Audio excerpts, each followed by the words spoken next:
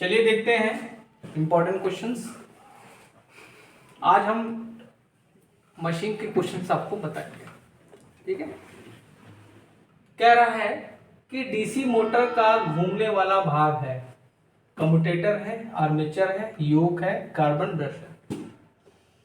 तो देखिए घूमने वाला भाग तो आपका क्या है, आर्मेचर है। इसमें आंसर आपका आर्मेचर हो जाएगा। कम्यूटेटर किसका बना होता है, हार्ड ड्रम कॉपर का।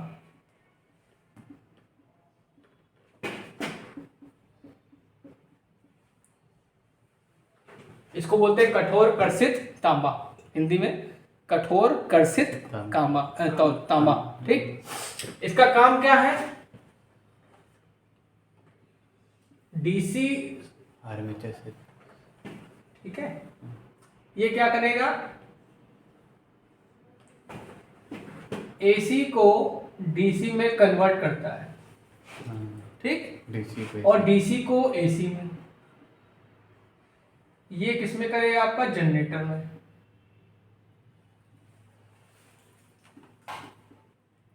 ये करेगा आपका मोटर में, ठीक। इसको मैकेनिकल रेक्टिफायर भी कहते हैं, मैकेनिकल रेक्टिफायर, ठीक है, ठीक। अब आते हैं हम आर्मेचर पे। आर्मेचर बेटा किसका बना होता है, सिलिकॉन स्टील का, ठीक, ठीक है। और जो आपकी जो सिलिकॉन स्टील होती है उसकी पत्तियों की चौड़ाई कितनी होती है, 0.535 mm से 0.50, ठीक है। चलिए अब आते हैं हम योक, ठीक। आर्मेचर में आपका क्या होता है, ईएमएफ इंड्यूस होता है। ईएमएफ क्या होता है, इंड्यूस होता है। वो हमेशा क्या होता है, एसी होता है। हमेशा याद रखिएगा, ये भी क्वेश्चन पूछता है कि जो आपका आर्मेचर में इंड्यूस ईएमएफ होता है उसकी प्रवृत्ति कैसी होती है, तो हमेशा एसी होता है, हमेशा एसी रहेगा, ठीक। चलिए अगला क्वेश्चन, अगला देखते हैं। योक, योक को बोलते हैं हम लोग क्या, फ्रेम। क्या बोलते हैं, फ्रेम। छोटी मशीनों के लिए बेटा ये बनता है कॉस्ट आयरन, बड़ी मशीनों के लिए कॉस्ट स्टील, ठीक है। ये क्या करता है, फ्लक्स को पाथ देता है, फ्लक्स को पाथ देता है, पाथ मतलब रास्ता देता है, लो रिलेक्टेंस का, किसका, लो रिलेक्टेंस। ये सब चीजें आपको पता होनी चाहिए, क्योंकि मैं कोशिश करता हूँ एक क्वेश्चन उठाओ उसमें से कई टॉपिक आपको बता दूं, ठीक। यही आपका रिवीजन है, ठीक। अब आते हैं हम कार्बन ब्रश। कार्बन ब्रश का काम क्या है, ये आपका कम्यूटेटर से कनेक्टेड होता है, ठीक। किसका बना होता है, कार्बन और कार्बन का तो बना ही होता है, कार्बन और ग्रेफाइट का बना होता है, ठीक। अब बेटा इसका काम क्या है, ये क्या करता है, धारा को कनेक्ट करता है और बाहरी सर्किट को पहुंचाता है, ठीक। क्या लिखेंगे, बाहरी सर्किट को धारा प्रदान करता है।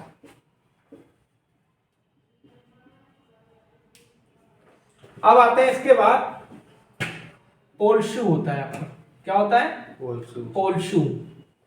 पोल शू क्या करता है, एयर गैप में फ्लक्स को समान रूप से वितरित करता है। पोल शू का काम क्या है, एयर गैप में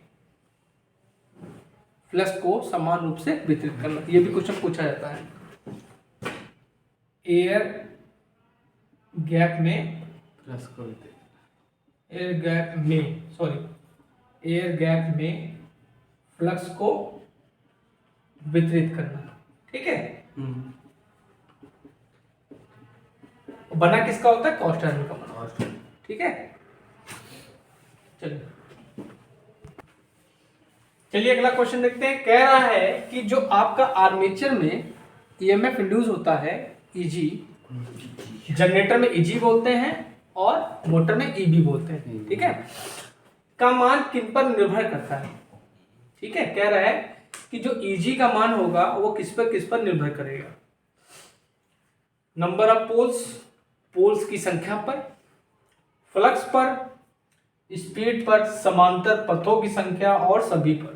सभी ये क्वेश्चन ये वही कर पाएगा जिसको ईएमएफ का फॉर्मूला पता होगा। सभी पर करता है। ठीक, सभी पे करना है। देखो फॉर्मूला क्या होता है, Eg is equal to 5 Z Pn by 60। P A बहुरा गया होगा। अरे ठीक, देखिए नंबर ऑफ पोल्स, ये आपका पोल्स है, ये आपका क्या है, पोल्स। ठीक, ये क्या आपकी स्पीड, ठीक, ये आपका फ्लक्स, ये आपका समांतर पथों की संख्या, समांतर पथों की संख्या। तो भैया ये तो सब पे निर्भर कर रहा है, सभी है, तो इसमें आंसर क्या हो जाएगा, ऑल। और अच्छा, अगर आपसे यही क्वेश्चन पूछ ले कि अगर आपका वेव बाइंडिंग है तो Eg की वैल्यू क्या होगी, ठीक, ये भी क्वेश्चन पूछ सकता है ना। अरे यार, ठीक, तो देखिए अगर लैप बाइंडिंग होगी, अगर लैप बाइंडिंग होगी बेटा तो A बराबर P होगा, पोल्स के बराबर समांतर पथ हो जाएगा। तो इसका फॉर्मूला क्या आएगा, Eg is equal to P by a 5ZN by 60। Clear है। और अगर हम वेव बाइंडिंग की बात करें, if we talk about the wave binding then a would be 2। ठीक, समांतर पथ कितने होंगे, 2 होंगे। ठीक, तो वहां पे क्या हो जाएगा, A बराबर 2 हो जाएगा फॉर वेव बाइंडिंग। तो यहां पे क्या हो जाएगा, फॉर वेव बाइंडिंग। ठीक, तो क्या हो जाएगा formula, Eg is equal to 5ZPN by 120। ठीक, वेव बाइंडिंग में क्या होता है, मोर वोल्टेज, ठीक है, लेस करंट। Less current. वाह शाबाश, इंग्लिश आने लगी तुमको। वेव लैप बाइंडिंग में मोर करंट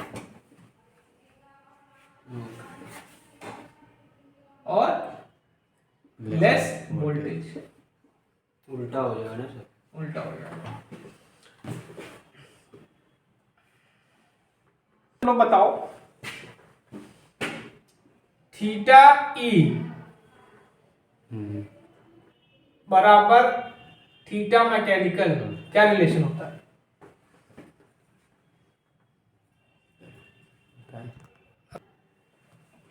थीटा ई बराबर थीटा एम क्या रिलेशन है, ये क्वेश्चन पूछा गया है, इसके न्यूमेरिकल्स भी आते हैं। तो मैकेनिकल है, इलेक्ट्रिकल है। हाँ तो बताओ, ये मैकेनिकल इलेक्ट्रिकल इलेक्ट्रिकल डिग्री हो गई, ये मैकेनिकल डिग्री होगी, दोनों में रिलेशन क्या है, नहीं, ध्यान नहीं। ध्यान दो। ये होता है P/2 Into-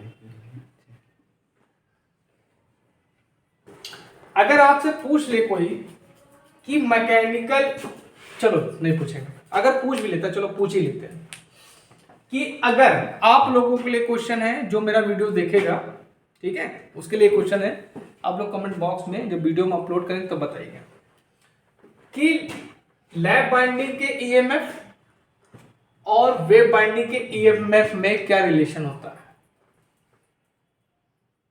मेरा क्वेश्चन क्या है, ठीक, मान लीजिए हम बोल दें ईटी मतलब लैप बाइंडिंग का ईएमएफ और ईवी वेव बाइंडिंग का ईएमएफ में क्या रिलेशन होगा, इसको आप कमेंट बॉक्स में बताइएगा। अब देखिए कह रहा है कि इस जनरेटर का प्रयोग बैटरी चार्जिंग में होता है, ठीक, शंट जनरेटर का, सीरीज जनरेटर का, कंपाउंड जनरेटर का, नन। तो देखिए हम लोग बैटरी चार्जिंग में क्या होता है, हमको फिक्स मतलब एक ऐसा वोल्टेज चाहिए जो रेगुलर एक जैसा हो, ठीक, वोल्टेज रेगुलेशन जिसका अच्छा हो। तो इसमें आंसर क्या हो जाएगा आपका, शंट जनरेटर। शंट जनरेटर का हम लोग बैटरी चार्जिंग में यूज करते हैं, बैटरी चार्जिंग और इलेक्ट्रोप्लेटिंग में भी यूज होता है, इलेक्ट्रोप्लेटिंग, सर्टिफिकेट कम ठीक। इसका वोल्टेज रेगुलेशन बेस्ट होता है, वोल्टेज रेगुलेशन बेस्ट होता है। वोल्टेज रेगुलेशन बेस्ट, ठीक है। इसका वोल्टेज रेगुलेशन क्या होता है, बेस्ट होता है, ठीक। अच्छा, सीरीज जनरेटर का प्रयोग हम लोग एज अ बूस्टर करते हैं, as a booster, as a booster करते हैं। बूस्टर मतलब वोल्टेज को बढ़ा दें, ठीक। जैसे तुमको बूस्टर लगा दिया जाए तो तुम्हारी एनर्जी बढ़ेगी नहीं बढ़ेगी, बढ़ेगी ना, ठीक। अच्छा, इसका वोल्टेज रेगुलेशन सबसे वाहियात होता है, मतलब सबसे खराब होता है। Voltage regulation poor voltage regulation होता है, ठीक है, सीरीज का, ठीक। चलिए अगला क्वेश्चन देखते हैं। कह रहा है कि मशीन टूल्स में किस मोटर का प्रयोग करते हैं, ठीक है। शंट मोटर का, सीरीज मोटर का, कंपाउंड मोटर का, यूनिवर्सल मोटर का, साइडेड पोल मोटर का। तो कहिए दो तीनों मोटर और लिख दें, उनका भी यूज हम बता देंगे। लिख लीजिए। नहीं लिखेंगे, वो बाद में लिखेंगे। तो देखिए मशीन टूल्स क्या होता है, जिसमें टूल्स बनते हैं। तो हमको क्या चाहिए, स्पीड क्या चाहिए, मतलब एक निरंतर स्पीड चाहिए, ऐसी स्पीड नहीं जो धक्का स्टार्ट हो फिर तेजी से चलने लगा, ऐसा नहीं, निरंतर स्पीड चाहिए, ठीक। तो किसका यूज करेंगे हम लोग, शंट मोटर का यूज करेंगे, ठीक। शंट मोटर का कहां कहां यूज करते हैं देख लीजिए आप। शंट मोटर का हमने मशीन टूल्स में यूज किया, मशीन टूल्स, लेथ मशीन में करते हैं,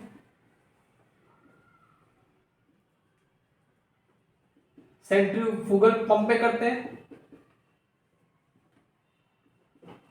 ठीक है। इन सब जगह पे आप किसका यूज करेंगे, हम शंट मोटर का यूज करेंगे। ये सब तुम लोग की जबान पे होना चाहिए, ठीक। अब इधर है सीरीज मोटर, सीरीज मोटर का वहां यूज करेंगे जहां हमको हाई टॉर्क चाहिए। आपका पहला क्या होगा, लोकोमोटिव में, दूसरा क्या आएगा, हॉर्स्ट में यूज करिए, ठीक। क्रेन्स में यूज करते हैं इसका, ठीक। इन सब जगह जो हम लोग सीरीज मोटर का प्रयोग करते हैं, ठीक। अब आते हैं हम लोग यूनिवर्सल मोटर, कंपाउंड, कॉम्युलेटिव का, डिफरेंशियल का पता है ना, ये सब वहां यूज होता है, ठीक। अच्छा, कंपाउंड में क्या होता है, कॉम्युलेटिव कंपाउंड मोटर है आपकी लिफ्ट में यूज होती है, ठीक, समझ गए। यूनिवर्सल मोटर क्या होती है, ये शक्तिमान होती है, क्या होती है, शक्तिमान, मतलब एसी डीसी दोनों पे काम करती है, एसी और डीसी पे दोनों पे काम करेगी है। इसका जो कैरेक्टरिस्टिक होगा सीरीज जनरेटर, सीरीज मोटर की तरह होता है, ठीक है। ये कहाँ यूज होंगी आपके, मिक्सर में, घड़ी में सर, मिक्सर में, घड़ी में आपका इलेक्ट्रॉनिक जो घड़ी होती है, वॉचेस होती है, उसमें स्टेपर मोटर यूज करते हैं, ठीक। तो माइंड हमने सब बताया हम लोग को, ठीक। अब आते हैं साइडेड पोल मोटर, इसका प्रयोग करेंगे हम लोग खिलौनों में,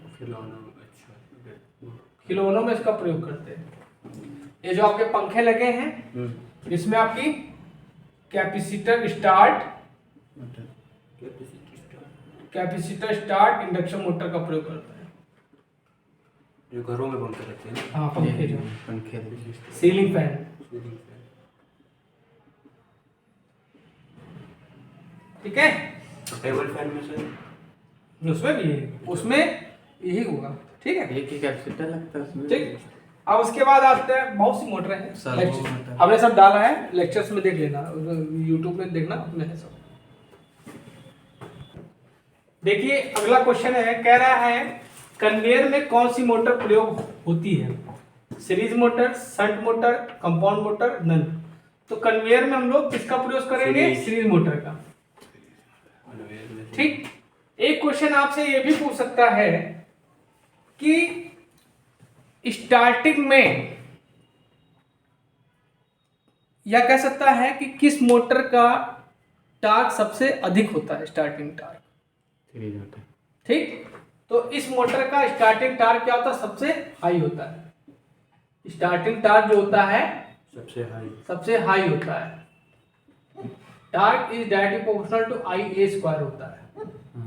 सीरीज मोटर में जो टार्क होता है वो क्या होता है? आर्मेचर करंट के स्क्वायर के डायरेक्टली प्रोपोर्शनल होता है। ठीक, स्टार्टिंग टार्क हाई होने के क्या हुआ? स्टार्टिंग टार्क हाई होने के कारण इसका प्रयोग हम लोग लोकोमोटिव में करते हैं।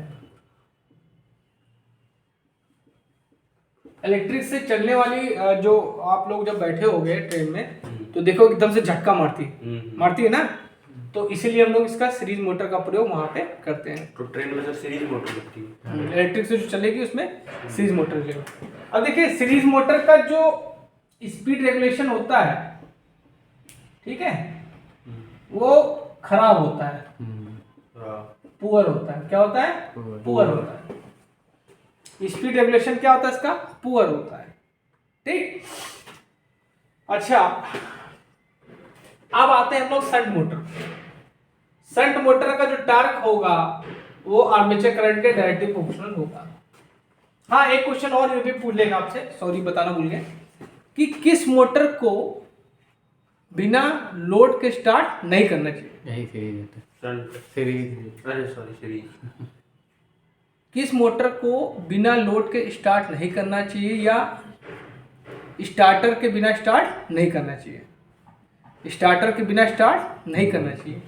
ये आपकी सीरीज मोटर है और स्टार्टिंग में इसकी जो स्पीड होगी वो क्या हो जाएगी? अनंत हो जाएगी। ठीक है, अगर आप इसको बिना स्टार्टर के स्टार्ट करोगे, ठीक है, तो क्या हो जाएगी? ये सब उखड़ जाएगी, सब उखड़ जाएगा, जल वल जाएगी। ठीक है, अच्छा शंट मोटर का जो टार्क होता है वो directly proportional to armature current होता है, क्योंकि देखिए टार्क इज इक्वल टू क्या होता है बेटा? फाई आई ए होता है, और यहाँ पे क्या है? फाई कांस्टेंट होता है। ठीक है, तो यहाँ पे टार्क क्या हो जाएगा आपका? T is directly proportional to armature current. ठीक है, अच्छा इस मोटर का जो स्पीड रेगुलेशन होता है वो सबसे अच्छा होता है। स्पीड रेगुलेशन क्या होता है? सबसे अच्छा होता है, बेस्ट। ठीक है, शंट का सबसे अच्छा होता है स्पीड रेगुलेशन। ठीक, देखिए डीसी मशीन का वर्किंग प्रिंसिपल किस पर आधारित है? Electromagnetic induction, Kirchhoff law, ampere law, mutual induction. देखिए डीसी मशीन का जो प्रिंसिपल है वो फैराडे के इलेक्ट्रोमैग्नेटिक इंडक्शन पे आधारित है। मतलब कि देखिए इसमें दो चीज होती हैं। क्या होता है? ये आपकी मैग्नेटिक फील्ड है या इलेक्ट्रिक फील्ड कह लो। ठीक, इसमें कोई कंडक्टर घूम रहा है, कंडक्टर रखा है। ठीक, तो इसकी बेटा दो कंडीशन है, या तो मैग्नेटिक फील्ड मोशन करे या तो कंडक्टर मोशन करे। ठीक, तो क्या होता है? ये कंडक्टर दोनों कंडीशन में फ्लक्स कटेंगे, दोनों कंडीशन में क्या होंगे? फ्लक्स कटेंगे। और फैराडे के नियम के अनुसार क्या है कि जब फ्लक्स कटता है या फ्लक्स में परिवर्तन होता है तो एक ईएमएफ उत्पन्न होता है। ठीक, ठीक, तो इसी सिद्धांत पे ये डीसी मशीन का काम होता है। ठीक ठीक। म्यूचुअल इंडक्शन पे आपका काम कौन करता है? ये आपका ट्रांसफार्मर करता है, ट्रांसफार्मर और इंडक्शन मोटर। ट्रांसफार्मर और इंडक्शन मोटर आपकी म्यूचुअल इंडक्शन पे कार्य करती है। म्यूचुअल इंडक्शन मतलब क्या हुआ कि जैसे एक कॉइल में ईएमएफ उत्पन्न हुआ तो दूसरी कॉइल में उसके बगल में जो कॉइल रखी है उसमें भी ईएमएफ आपका उत्पन्न हो जाएगा। ठीक है।